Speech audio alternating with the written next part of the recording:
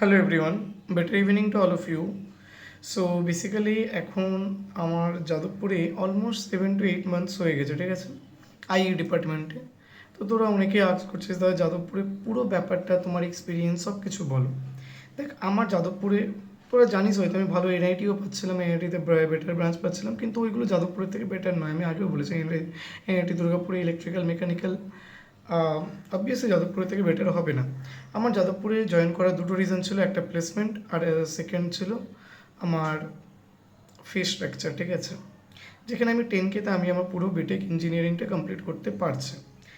এবার যদি বলি আমি যে ক্যাম্পাস লাইফের কথা, এই দুটো হয়ে গেছে তোদের ফিজ, যেটা হচ্ছে 10K তোর ফিজ আছে যাদবপুরে, টোটাল 4 ইয়ার্সে 10K ফিজ আছে, ঠিক আছে। আর তারপরে যদি আমি বলি যে প্লেসমেন্ট অবভিয়াসলি টপ নচ আছে। তুই যে কোনো ইভেন লোয়ার আইআইটিস যেগুলো আছে বা এনআইটিস যেগুলো আছে ওইগুলোর সাথে অনেক বেটার আছে, ঠিক আছে। হ্যাঁ অবভিয়াসলি টপ 7 আইআইটিসের সঙ্গে কম্পেয়ারেবল আছে, কিন্তু যাদবপুরে এটা তুই দেখতে পাই যে পার্সেন্টেজ প্লেসমেন্টটা অনেক ভালো আছে, ঠিক আছে।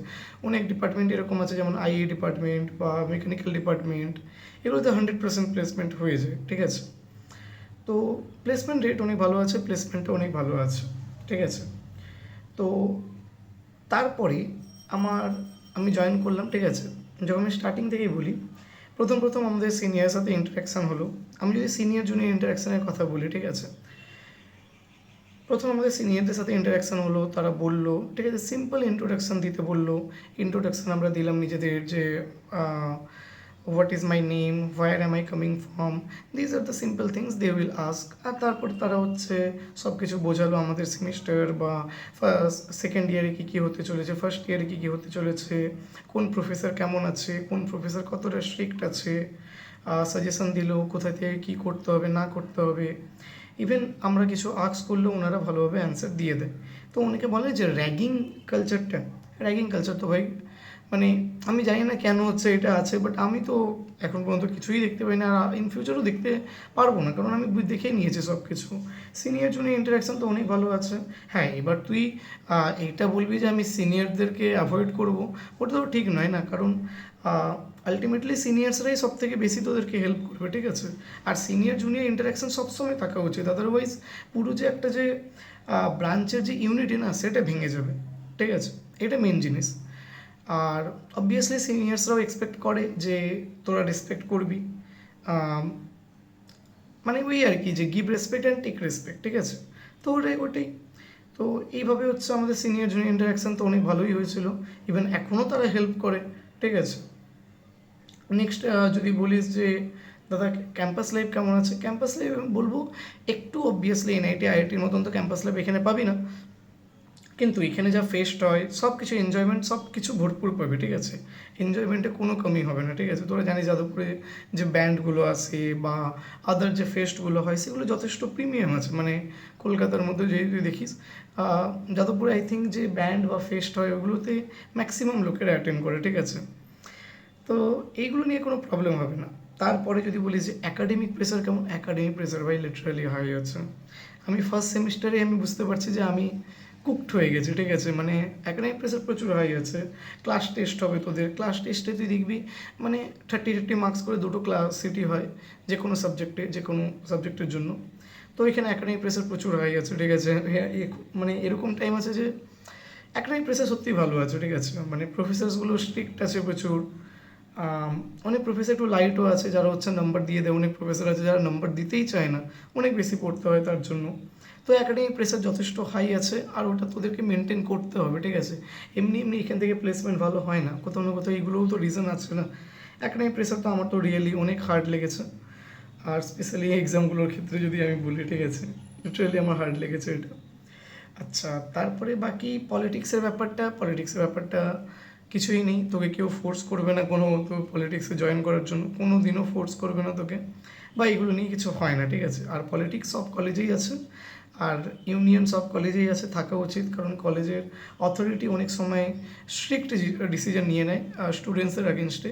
তো সেটার একটা যে আগেনস্টে কোনো কিছু ধর কি লেটার দেওয়া বা কিছু দেওয়া, ওটার জন্য ইউনিয়নই কাজ করে, ঠিক আছে।